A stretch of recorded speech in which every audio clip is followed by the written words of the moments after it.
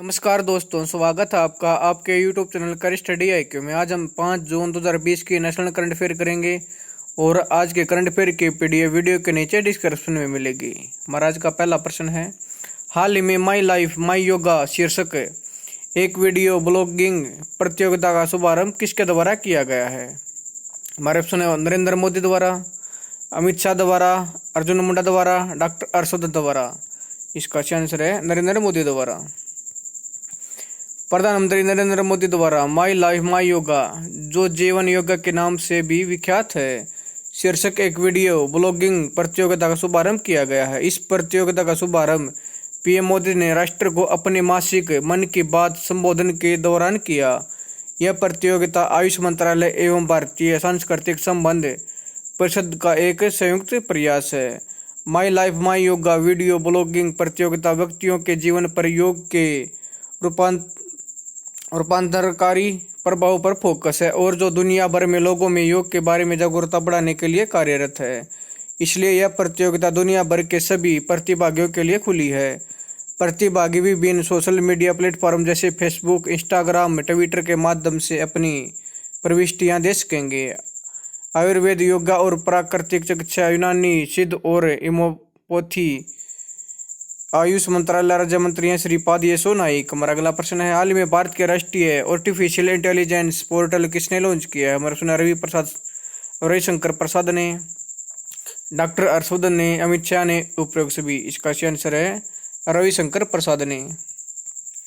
केंद्रीय इलेक्ट्रॉनिक्स और IT, कानून और न्याय और संचार मंत्री रविशंकर प्रसाद द्वारा भारत के राष्ट्रीय आर्टिफिशियल इंटेलिजेंस पोर्टल लॉन्च किया गया है। इसका नाम ai.government.in है। भारत के राष्ट्रीय आर्टिफिशियल इंटेलिजेंस पोर्टल के बारे में भारत का राष्ट्रीय आर्टिफिशियल इंटेलिजेंस पोर्टल इलेक्ट्रॉनिक्स और IT मंत्रालय द्वारा IT उद्योग के साथ संयुक्त रूप से विकसित किया गया है। यह पोर्टल संयुक्त रूप से IT उद्योग से national association of software and service companies NASSCOM के साथ साथ इलेक्ट्रॉनिक्स और IT मंत्रालय के राष्ट्रीय ई-गवर्नेंस डिवीजन द्वारा संचालित किया जाएगा। पोर्टल AI से संबंधित आर्टिकल्स, निवेश फंडों, AI स्टार्टअप्स, कंपनियों, संसाधनों और शैक्षणिक संस्थानों जैसे AI से संबंधित संसाधनों को साझा करने के लिए जिम्मेदार होगा। इसलिए भारत में AI से संबंधित विकास के लिए वन एक स्टॉप डिजिटल प्लेटफॉर्म के रूप में कार्य करेगा। हमारा अगला प्रश्न है, हाल ही में छत्तीसगढ़ में 2020-2021 में जल जीवन मिशन के कार्यान्वयन के लिए भारत सरकार द्वारा कितने करोड़ रुपए की राशि को मंजूरी दी गई है? हमारे ऑप्शन है 445 करोड़ रुपए, 450 करोड़ रुपए, 500 करोड़ रुपए, उपरोक्त सभी। इसका आंसर है 445 करोड़ रुपए।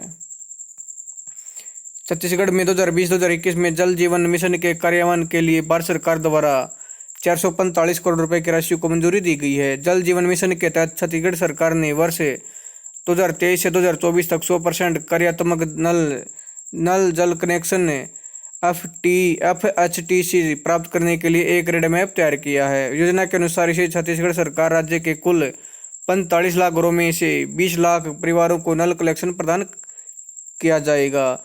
घरों के सार्वभौमिक कवरेज के लिए अपनी योजना के अनुसार छत्तीसगढ़ सरकार ने पानी की कमी वाले क्षेत्रों, अनुसूचित जाति व अनुसूचित जनजाति के वर्चस्व वाले क्षेत्रों व गाँवों, गुणवत्ता प्रभावित क्षेत्रों, संसद आदर्श ग्रामीण योजना गाँवों, कांसी जिलों पर ध्यान केंद्रित करने के लिए प्राथमिकता दी है।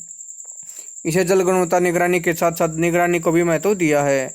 लंबे समय से राज्य द्वारा तेजी से भूजल की कमी और रासायनिक से प्रदूषण चेहरे के मुद्दे को दूर करने के लिए कदम उठाया गया है। छत्तीसगढ़ के मुख्यमंत्री भूपेश बघेल, इसके राज्यपाल अनुसुईया उइके। हमारा अगला प्रश्न है, हाल ही में युवाओं के लिए रिस्पॉन्सिबल AI फॉर यूथ नामक राष्ट्रीय कार्यक्रम किसके द्वारा शुरू किया गया? हमारा ऑप्शन है रविशंकर प्रसाद, अर्जुन मुंडा, अमित शाह, उपरोक्त सभी। इसका आंसर है रविशंकर प्रसाद द्वारा। केंद्रीय इलेक्ट्रॉनिक्स और सूचना प्रौद्योगिकी, संचार और कानून एवं न्याय मंत्री रविशंकर प्रसाद द्वारा युवाओं के लिए रिस्पॉन्सिबल AI फॉर यूथ नामक राष्ट्रीय कार्यक्रम शुरू किया गया है। यह कार्यक्रम भारत के युवाओं को उपयुक्त नए युग के तकनीकी अक्षमता के साथ सशक्त बनाने के लिए शुरू किया गया, जिससे वे भविष्य के लिए डिजिटल रूप से तैयार हो सकें। यह कार्यक्रम सरकारी स्कूलों के छात्रों को एक समावेशी तरीके से कुशल कार्यबल का हिस्सा बनने का अवसर प्रदान करेगा। रिस्पॉन्सिबल एआई फॉर यूथ के बारे में, युवाओं के लिए रिस्पॉन्सिबल एआई फॉर यूथ नामक राष्ट्रीय कार्यक्रम को राष्ट्रीय ई गवर्नेंस डिवीजन, इलेक्ट्रॉनिक्स और आईटी मंत्रालय द्वारा इंटेल इंडिया के साथ मिलकर मानव संसाधन विकास के स्कूल शिक्षा और साक्षरता विभाग मंत्रालय के समर्थन से तैयार किया गया है। कार्यक्रम का उद्देश्य भारत के युवाओं को एक ऐसा मंच प्रदान करना है। कृत्रिम बुद्धिमत्ता का ज्ञान राष्ट्र के युवाओं को अंतर को पूरा करने के लिए सार्थक सामाजिक प्रभाव समाधान करने में सक्षम करेगा। हमारा अगला प्रश्न है, हाल ही में बॉबी जो मोरो का निधन कितने वर्ष की आयु में हो गया? हमारा ऑप्शन 84 वर्ष, 85 वर्ष, 88 वर्ष, उपयोग से भी। इसका सही आंसर है 84 वर्ष की आयु में।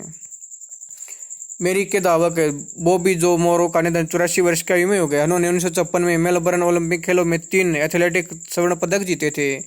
उन्होंने मेलबर्न में 100 मीटर, 200 मीटर और 4 गुणा 100 मीटर रिले जीते, जिसके साथ ही वो स्प्रिंट रिवल जीतने वाले खिलाड़ी अमेरिकी जेसी ओवेंस 1936 के बाद पहले व्यक्ति बन गए थे। 1956 में उन्हें स्पोर्ट्स इलस्ट्रेटेड का स्पोर्ट्समैन ऑफ द ईयर नामित किया गया था। उन्होंने अपने करियर के दौरान 11 नए विश्व रिकॉर्ड बनाए थे। अगला प्रश्नावली में भारतीय मौसम विज्ञान विभाग ने अरब सागर के ऊपर मंडरा रहा चक्रवाती तूफान निसर्ग के 3 जून को किन 2 राज्यों पर टकराने की चेतावनी जारी की? Maharashtra, Gujarat, A and B, उपयोग से बी। इसका सही आंसर है ए एंड बी, महाराष्ट्र और गुजरात दोनों। भारतीय मौसम विज्ञान विभाग ने अरब सागर के ऊपर मंडरा रहा चक्रवाती तूफान निसर्ग के 3 जून को महाराष्ट्र और गुजरात से टकराने की चेतावनी जारी की है। फिलहाल यह तूफान लक्षद्वीप के पास अरब सागर में मंडरा रहा है। यह चक्रवाती तूफान 129 वर्षों में जून के महीने में महाराष्ट्र को हिट करने वाला पहला उष्णकटिबंधीय चक्रवात हो सकता है। चक्रवात निसर्ग से महाराष्ट्र और गुजरात के तटीय इलाकों में बहुत तेज हवा और भारी वर्षा होने की संभावना है। भारतीय मौसम विज्ञान विभाग के महानिदेशक हैं मृत्युंजय महापात्र। इसका मुख्यालय है नई दिल्ली में। हमारा अगला प्रश्न, हाल ही में जीवन रक्षक तकनीक की समान पहुंच सुनिश्चित करने के लिए सी टैप किसने लॉन्च किया? हमारा ऑप्शन है WHO ने, वर्ल्ड बैंक ने, ए एंड बी, उपयोग से भी। इसका सही आंसर है WHO ने।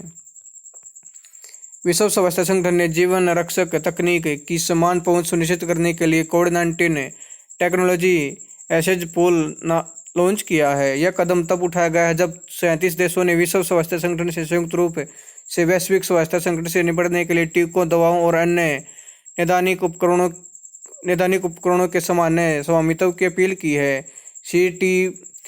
CTAP का उद्देश्य अनुसंधान और सूचना के आदान प्रदान के माध्यम से टीकों और दवाओं के विकास में तेजी लाना और विकसित किए गए किसी भी उत्पाद की निर्माण अक्षमता को बढ़ाना है। इसके अलावा WHO ने संयुक्त राष्ट्र स्वास्थ्य एजेंसी के अन्य हितधारकों से इस मुहिम से जुड़ने का आग्रह किया, जिसके लिए सॉलिडरिटी कॉल टू एक्शन भी जारी किया गया है। WHO का मुख्यालय जिनेवा, स्विट्जरलैंड में। इसके महानिदेशक हैं टेड्रोस अधानोम। हमारा अगला प्रश्न है, हाल ही में प्रौद्योगिकी प्लेटफॉर्म चैंपियंस यानी creation and harmonious application of modern processes for increasing the output and national strength नाम के पोर्टल का शुभारंभ किसने किया? नरेंद्र मोदी, अमित शाह, डोनाल्ड ट्रंप, उपयोग से भी। इसका सही आंसर है नरेंद्र मोदी ने। प्रधानमंत्री नरेंद्र मोदी ने प्रौद्योगिकी प्लेटफॉर्म चैंपियंस यानी creation and harmonious application of modern process for increasing the output and national strength नाम के पोर्टल का शुभारंभ किया। यह पोर्टल MSME की छोटी छोटी इकाइयों की मदद करके उन्हें बढ़ाने के लिए जरूरी हर प्रकार आवश्यक प्रयास करेगा। इसे MSME मंत्रालय का इन छोटी इकाइयों के लिए वन स्टॉप सॉल्यूशन माना जा रहा है।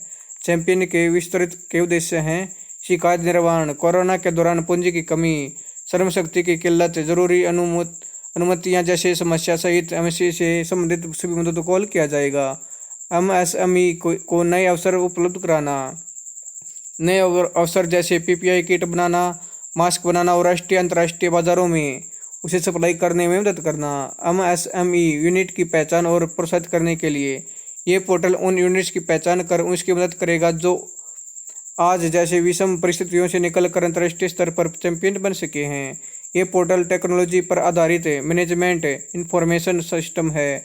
इसके साथ ही champions portal artificial intelligence, data analytic और मशीन लर्निंग से लैस किया गया है। यह हब नई दिल्ली में MSME सचिव के कार्यालय में स्थित है और राज्यों में मंत्रालय के विभिन्न कार्यालयों को इससे जोड़ा जाएगा। पूरी तरह से स्वदेशी तकनीक से बने चैंपियंस पोर्टल के कंट्रोल रूम का एक network hub and spoke model में बनाया गया है।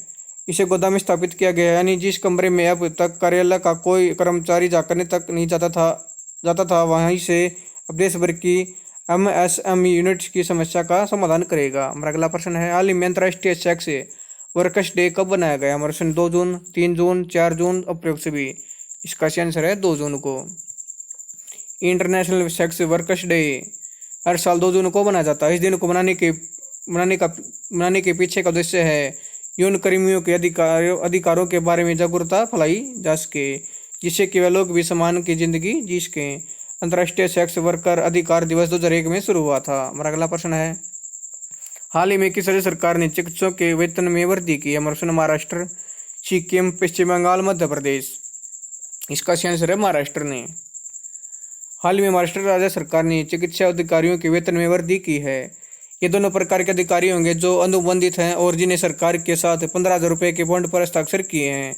महाराष्ट्र सरकार के इस फैसले से उन सभी चिकित्सा अधिकारियों को फायदा होगा जो राज्य के आदिवासी इलाकों में काम कर रहे हैं। इस फैसले के बाद विशेषज्ञ डॉक्टरों को 70,000 रुपये की बजाय 85,000 रुपये मिलेंगे, जबकि इस राज्य के अन्य हिस्सों में MBBS डॉक्टरों को 70,000 रुपये मिलेंगे। महाराष्ट्र के मुख्यमंत्री उद्धव ठाकरे, राज्यपाल हैं भगत सिंह कोश्यारी, उसकी राजधानी है मुंबई। हमारा अगला प्रश्न है, हाल ही में किसे स्पेसएक्स कैप्सूल से सफलतापूर्वक अंतर्राष्ट्रीय अंतरिक्ष स्टेशन तक पहुंचा दिया? हमारा प्रश्न है Robert, Behnken, Douglas Hurley and B, इनमें से कोई नहीं।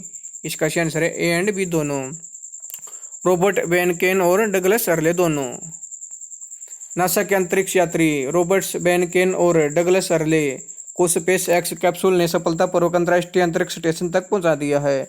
इससे पहले स्पेसएक्स ने अपने अंतरिक्ष यान ड्रैगन क्रू फाल्कन 9 रॉकेट को नासा के Kennedy Space Center Cape Canaveral Florida में पैड 39A से एडवेयर को लॉन्च किया गया। इस लॉन्च के बाद अब स्पेसएक्स अंतरिक्ष यात्रियों को अंतरिक्ष में पहुंचाने वाली पहली निजी कंपनी बन गई है। यह वर्ष 2011 में अंतरिक्ष यान को बंद किए जाने के बाद से संयुक्त राज्य अमेरिका में नासा द्वारा लॉन्च किया गया पहला अंतरिक्ष यात्री मिशन है। फाल्कन 9 दुनिया का पहला ऐसा कक्षीय वर्ग 2 स्टेज वाला पुनः प्रयोज्य रॉकेट है जो मनुष्य को अंतरिक्ष में भेजने और पृथ्वी की कक्षा में पेलोड के लिए बनाया गया है। National aeronautics and space administration NASA के प्रशासक हैं जिम ब्रेडेनस्टाइन। इसका मुख्यालय है वाशिंगटन, अमेरिका में। स्पेसएक्स के संस्थापक और CEO हैं एलोन मस्क। स्पेसएक्स के अध्यक्ष और CEO हैं गेविन शॉर्टवेल। इसकी स्थापना 2002 में की। इसका मुख्यालय है आर्थोन, कैलिफोर्निया, संयुक्त राज्य अमेरिका में। महाराज का आखिरी प्रश्न है, हाल ही में किसे IIFCL फाइनेंस का ब्रांड एम्बेसडर नियुक्त किया गया? प्रश्न रोहित शर्मा, विराट कोहली, शिखर धवन, इनमें से कोई नहीं। इसका आंसर है रोहित शर्मा को। भारतीय अग्रणी गैर बैंकिंग वित्त कंपनियों में से एक और 36,000 करोड़ रुपए से अधिक AUM वाली कंपनी IIFL फाइनेंस ने भारत के सुपरस्टार क्रिकेटर रोहित शर्मा को अपना पहला ब्रांड एम्बेसडर बनाया है। रोहित शर्मा के साथ IIFL फाइनेंस द्वारा शुरू किया गया यह पहला अभियान प्रोडक्ट प्रोडक्शन से संबंधित अभियान नहीं है, बल्कि कोविड-19 के प्रकोप से लड़ने के लिए लॉकडाउन के दौरान लोगों को सुरक्षा दिशा निर्देशों और नियमों का पालन करने की सलाह देने वाला एक सार्वजनिक सेवा संदेश है। IIFL फाइनेंस अपनी सहायक कंपनियों के माध्यम से home loan, gold loan, business loan, micro finance, capital market finance, developer और कंस्ट्रक्शन फाइनेंस जैसे उत्पादों की एक विस्तृत सीरीज प्रदान करता है। IIFL फाइनेंस ने देश भर में अपनी मौजूदगी को अपनी शाखाओं के विस्तृत नेटवर्क और विभिन्न डिजिटल चैनलों के व्यापक नेटवर्क के माध्यम से बढ़ाया है। इसके अलावा रोहित शर्मा एक दिवसीय अंतर्राष्ट्रीय में सर्वोच्च व्यक्तिगत स्कोर बनाने का रिकॉर्ड रखते हैं। उन्होंने श्रीलंका के खिलाफ 264 रन बनाए थे। वे एक दिवसीय मैच में 3 द्वारशतक लगाने वाले एकमात्र खिलाड़ी हैं और 4 बार इंडियन प्रीमियर लीग IPL के विजेता कप्तान के रूप में विख्यात हैं और IPL में मुंबई इंडियंस के कप्तान हैं। दोस्तों अगर आपको यह वीडियो पसंद आए तो आप मेरे YouTube चैनल कर स्टडी IQ को लाइक करें, सब्सक्राइब करें और इसके बेल आइकन को दबा दें ताकि आने वाली वीडियो का नोटिफिकेशन आपको टाइम पे मिलता रहे। धन्यवाद दोस्तों।